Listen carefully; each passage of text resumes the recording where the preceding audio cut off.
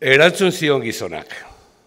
Ederkitze egiten duk, letradu beharrik ez duk, baina bazegilat ez aizela ibili nire onagatik saguak harrapatzen, eta bai ere sabelaren asko naiz. Zertarako dugu bada borondate on gabeko on hartuak. Nork sinetxi, ire hitz labain eta berriketei. Estuak erasotzen dizkik. Laster ahastuko zaizkik, oiotokian burua bakarrik ikusten badek. Hala, hil behar duk. Bestela, betiko beldurrean biziko dituk nire oio eta uso gelditu direnak. Ipuin ederra gaiztaginari sinistea ez emateko.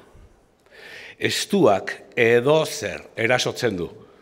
Borondatea ona ez badago, bihotz kaltetua duena, laster bihurtuko da edozein gaizki egitera.